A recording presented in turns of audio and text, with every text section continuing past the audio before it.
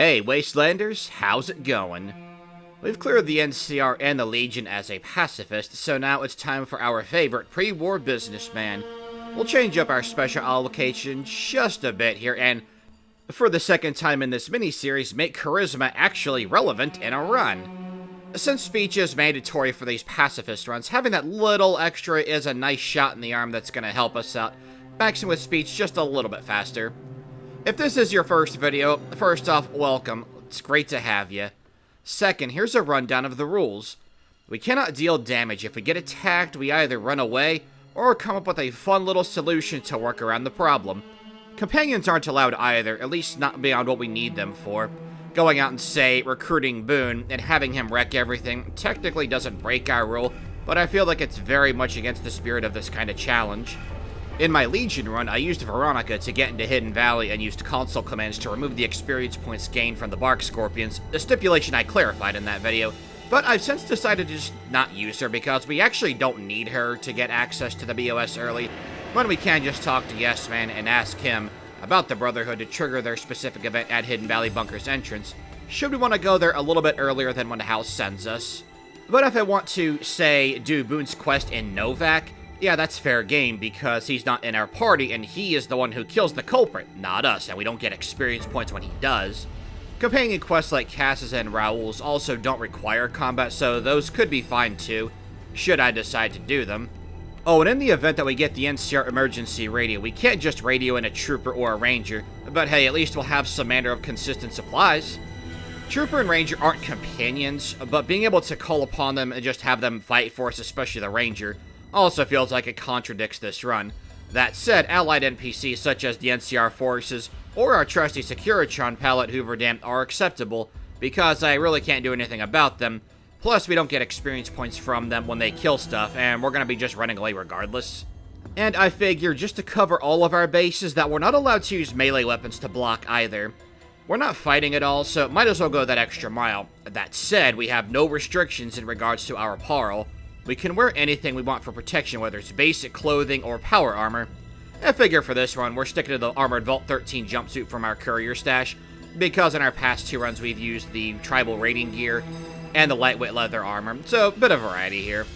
Also, if we really want to, we can spec 45 points into Survival for Travel Light to get a bit of synergy with light armor. I typically prefer fast movement over being bulky myself. So, just to recap, we do not attack in combat, we cannot use weapons to block, we can wear anything we want. Companions are allowed only if we need one to clear through a quest, such as Mortimer's route and Beyond the Beef, like we had to do in our Legion run. But we can do companion quests as long as they don't require combat, and we have to end this run by siding with Mr. House. That last one is perfectly fine with me, as I'm of the opinion that the House route is the best of the four anyway. We can do any quests that we want to, so long as we don't have to engage in combat to clear them out. As long as we're not personally attacking, we're good to go, and that's great because, well, I'm really proud of the results we got at Camp Forlorn Hope in our NCR pacifist run. I raise a toast in honor of Sergeant Cooper's awesomeness. And I figure, like in the past two runs, that it's best to start off by going to Cottonwood Cove immediately because we're gonna have to go there anyway.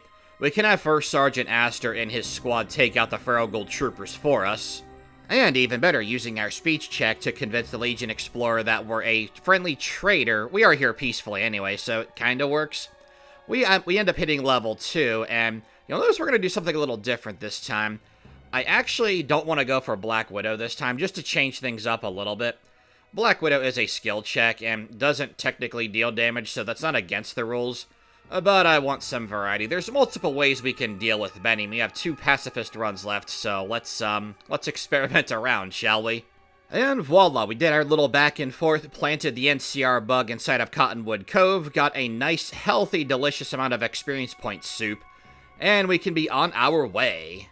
We'll swing back to the Mojave Outpost to turn in Ranger Ghost's quest. Make sure you talk to the Sergeant as well so you get a bit more experience points out of it. Now, you saw earlier during the intro part of the script that when I was making my way to Prim, I found a stealth boy inside of one of the ammo crates. Well, my friends, take a look at this. Let's open up that sweet duffel bag, and there's another stealth boy. I'm really liking the stealth boy luck, I have to say. Just like in the NCR run, I did overshoot Wolfhorn Ranch and ended up in the raided farmstead, which worked out for us quite a bit. Now, unfortunately, we do get attacked, and we're able to outrun them, and one of these raiders really just wants to go the extra mile in hunting us down. The other two retreat, and lucky us, the two traveling merchants and their pair of mercenary bodyguards are nearby. We can go there, and they can take them out for us, and we get to reap in the loot. We can then sell that loot to the merchants for a job well done in protecting us. So we'll go ahead and get a move on with the main plot here, make our way on over to Boulder City like we've been doing, and chit-chat it up with the good lieutenant here. Lieutenant Monroe wants us to deal with the Great Khan somehow, and by that I mean we just ask him, and he's like, yeah, okay, go for it. Now, since we picked 10 charisma at the start, we had 44 speech at the beginning, courtesy of having good-natured, and that left us with just one short of being able to complete this quest at the first level. Now, I could have added +5 to that with skilled, but I didn't want the XP penalty, which is kind of funny to consider because +5 to all your skills at the expense of 10% XP is kind of broken. But in a run where we can't fight and can only gain experience points through exploring and quests, we need every bit of experience points we can get. All said and done, let's go ahead and meet up with our boy Sergeant Cooper, the hero from the last run. Now, I did skip over the part with the Legionaries and the Geckos because you saw the stealth boys that we got, so just use the stealth boy, go get the supplies, and then do everything else, you're good to go. And no, I don't know why I have 2 extra NCR troopers here. I was kind of disappointed by that, actually, because last run it was really funny with how the fight started out, but with 2 extra NCR troopers here, I feel like this is going to go quite differently. Now, every other quest in Camp Forlorn Hope you can do without ever having to engage in combat. Namely because you're helping out Dr. Richards with 2 quests, tending to the patients, as well as finding out who's been stealing his Hydra. And likewise, we can help out Tech Sergeant Race if we choose to, and that'll take us all around the Mojave Wasteland. I might do that in the next run, actually, change things up a little bit.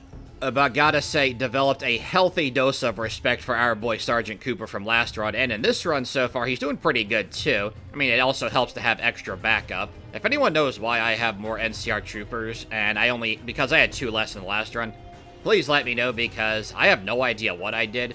The only thing I did differently was, instead of going up to Private Stone and confronting him about the Hydra, I just pickpocketed it off of him, but I don't think that had anything to do with it.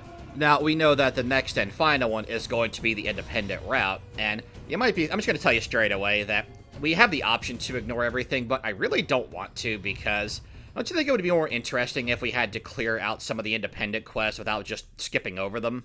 And I mean, we still got plenty to go in this run. I just thought I'd say that early, because in Faction Warriors, where I try to go fast, I just skip over all the quests that Yes Man has to offer. And besides, promoting an independent New Vegas through pacifism is just awesome. It feels like it would be an authentic Followers of the Apocalypse run. But anyway, once we release the hostages, Dead Sea and his goons will attack us. Now, you'll have noticed that Ranger Milo is actually going to be helping us on the little overlook there. And that's because before I came here, I went west of Novak, talked to him, and initiated the quest to, he wants you to kill the hostages, but we can't really, but we can't do that with this rule set, and I kind of don't want to anyway. And of course, amidst all the chaos here, we get approached by Malcolm Holmes. I haven't seen him in one of these runs yet, not the pacifist ones anyway. I did try to earn his ire and pickpocket the Sunset Star Sarsaparilla bottle caps he claims he doesn't have. But unfortunately, that doesn't go off so well. I kind of wish that Dead Sea or one of the NCR troopers had an explosive weapon so they could have hit Malcolm Holmes for us. But since we're not allowed to attack, he is going to be getting away scot-free this run. Unfortunately. I'll get you back one of these days, Malcolm. So, something pretty funny happens here is that while they're taking on Dead Sea, we have lost a couple of NCR troopers at this point, which is also fine because we can just take their dog tags and turn them back into the quartermaster. But as we get close to Dead Sea, well, he gets it in his head that he should start going after us, and I'll give him credit where it's due. When he's laying a bit of a beatdown on us here, he does manage to cripple a couple of our limbs. That's something we can't undo with some good old-fashioned Stimpack. Man, I miss playing on not hardcore mode. What would that be, normal mode, I guess? I like to think that we taunted Dead Sea, and we just somehow held aggro as they took him out. All in all, nice, smooth takeover of Nelson without us having to attack at all. We'll go ahead and get our reward from Major Pilati, which I believe is experience points. And then after that, we're going to go to Camp McCarran, grab the first recon, and take out Driver Nephi. Now, this is an option that's available to us in casual as well, and it's always a good idea because the first recon just straight up kicks ass. The trade-off here is that because they're the ones attacking Driver Nephi, We don't know whether or not he'll have his head intact or mangled, because depending on the state that it's in, that will alter the reward that we get. And gotta say too, this time around the first recon straight up thug life dominate driver Nephi and his pack of fiends. And the best part about this is that once we loot him, we can make our way west to the Great Khans if we want to. We actually don't have to interact with them at all if we take the house route, which is kinda nice. We'll go ahead and get our extra 300 bottle caps for Lieutenant Gorbitz, even though we didn't do anything. All said and done, we're going to make our way northeast of Fairways, because I figure might as well go ahead and get the Boomers and Ellis out of the way, have them on standby for whenever we start doing the main story quests for Mr. House. Now, I swear, you guys are not ready for this. Here's something else I have never seen during any playthrough of Fallout New Vegas ever, is that we're going to go ahead and make our way up to Georgia Boy, and as usual, do the speech check, get a little bit of experience points, and we want to try to pickpocket the 427 bottle caps off of him, because my thought process is, well, if we can't kill Georgia Boy this run, we can get him to follow us to the artillery field, and then have the Boomers of Nellis just mow him down. Well, we did pickpocket him, but he ran away from us for some reason. And if you take a look, it looks like he's trying to come back, like he's talking smack in the corner, but once he loses his nerve, he just runs away. You stay confused, Georgia Boy. Now, once we make our way to the Boomers of Nellis, of course, we're going to do the Ant Misbehavin' quest like usual. But I figure we're going to tackle some new Boomer content here, because we always do Ant Misbehavin', or at least I always show it, so let's change things up a little bit, shall we? Now, with our very high medicine skill, I figure first thing we can go do is hit up Argyle over at the clinic and help him deal with patients, just like at Camp Forlorn Hope. We have to help cure 3 wounded Boomers. With our current medicine score, 60, we'll have enough to be able to heal all 3 of them without much of an issue. And I figure, hey, we'll just start with the closest guy, and that one we need 50 or higher. We have more than 50, so no problem here. Now, something I didn't see coming was that I was trying to get Day Tripper, and I got it, but unfortunately, one of the things I used to get it was alcohol beer in this instance, and that drops our intelligence by a bit, and it's just low enough to where our medicine check won't be able to heal the guy with the most injuries. After playing a bit of the waiting game, we're good to go. The beer debuff wears off, and then we can go heal the guy with the least injuries. You remember last run when I said things don't typically go according to plan on this channel? Well, there you go. You got a bird's eye view of that one, too. Next up, we'll go ahead and repair the solar panels for Loyal. Now, right now, our repair skill is 45, but with comprehension and with retention make it last longer, we can bump that up to 65, which is the bare minimum we need to fix these up without making our way over to Helios 1, which is on our fast travel. I just didn't feel like going. With a 65 in repair, we're able to fix this up lickety-split, so yeah, we're good. That Ant Misbehavin' turned in a bunch of missiles to Rockwell, so let's go ahead and get the crashed bomber. Now, I always like to leave this part in because this is always somebody's first video, and I figure, hey, maybe it'll be a useful tip for someone. Maybe they have another way of getting to the crashed B-29 bomber. This is my favorite way of getting there, going to Camp Golf, going east, having the rebreather. I did pick up the pressure cooker inside of the field shack just to show where it was. In this run, however, we did have enough of a skill check to be able to give Jack pointers on how to tweak the design of the rebreather. But if you don't, when he asks for a pressure cooker, there's one in the field shacks. It's always there. I also inexplicably have 2 loyal detonators, and the second detonator never leaves my inventory. I don't even know what's going on in this run anymore. Well, I know what's going on here is that we're about to interrogate a prisoner, and much to Lieutenant Carey Boyd's chagrin, we're about to go ahead and deal with Selous here, a captured Kenturian. Through the power of speech, actually, it's going to be a series of intelligence checks here. You know, I actually never did this quest with a high enough intelligence to pull this off. Typically, my intelligence score for when I play casually is usually like 5 or 6. So this was awesome for me because this is my first time ever experiencing this, having the 8 intelligence or higher, giving you some pretty cool ways to talk to Selous and get him to spill the beans on the mole in their ranks, so to speak. I have to say, I always found this quest to be pretty interesting because we actually get to speak to someone from Caesar's Legion, but, you know, not on the battlefield, and not when we're siding with the Legion. Selous does just a bit humanize the Legionaries. You know, he's been a good, loyal soldier, and because we've been able to convince him that we're here to kill him, which, honestly, is pretty in character for Caesar's Legion. The dude is understandably just a bit upset. Now, there is the option to help this guy escape, but unfortunately, if you do that, or fortunately, depending on your outlook, Sealus will get captured by the Legion, and you can actually see him crucified back at Fortification Hill. I gotta say, Sealus, you were there when Caesar chucked Joshua Graham off of the Grand Canyon while he was set on fire. You should know how he deals with failure, son.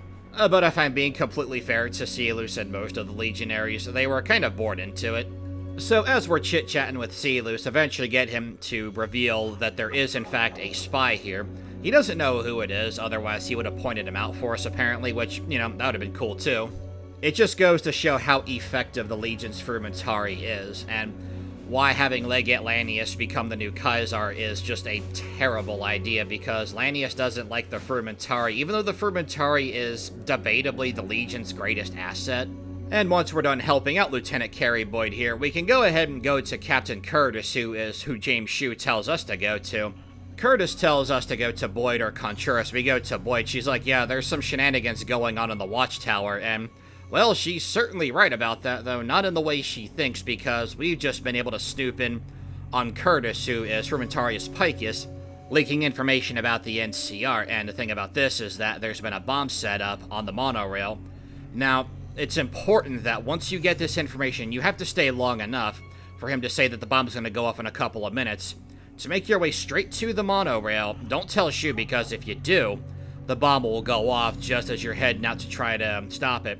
You gotta go to it immediately, have an appropriate skill check, and after that, you're pretty much good to go. And since we hit light, we'll go ahead and get our NCR safe house key from Colonel Shu here. That's a good place to hit up if you just need a place to rest, resupply, or what have you. And there's always a ranger there every few days to share in some supplies. So we'll go ahead and make our way to the Strip. Being at light, we are considered a trooper of brother/sister-in-arms. So go ahead, take the good old monorail that we just saved, because heck yeah we are. Make our way down, go ahead and do the speech option to talk Walter Phoebus out of his revenge against Het Gunderson, which gives quite a bit of experience points. Now, don't forget, we did not take Black Widow this time around. A Black Widow is good if you're not siding with House, because you can take out Benny, and then you can immediately go take out Mr. House, get a nice little back-to-back shot in the arm boost of experience points. But because we don't need to do that this time, I figure we're going to go ahead and go with the barter option, get 500 bottle caps, as well as 250 tops chips off of Benny. And then we go to him to the intercom, and we end up talking him out of killing us, and then he just leaves for Fortification Hill anyway. I have to say, Benny's actions don't make a whole lot of sense there, but, I mean, whatever. Now, here at the Emeritus Gomorrah, we're gonna go ahead and just steal from the pool table, and apparently that gets Nero so unbelievably angry that he walks out of the room, looking all smug with his assault carbine, and I really don't want to get hit by that because that's a strong gun. And then he just starts opening fire on us. It's like, man, we'll give it back. Just relax. Maybe Nero got a lucky 8-ball from that kid over in Big Town, too, and we just stole it from him. I always found it funny that the Emeritus will attack Nero and Big Sal, treating them like the enemy. It's also pretty clutch, because doing this without dealing damage otherwise, that'd be a little hard. We'd have to be relying on Caccino, and gotta say, he doesn't really seem to like helping us out. So we're just gonna speed past the Brotherhood here. The only thing I did a little differently was that I tried to sneak past Paladin Ramos, but I couldn't, which is pretty lame, even though I had a stealth boy up.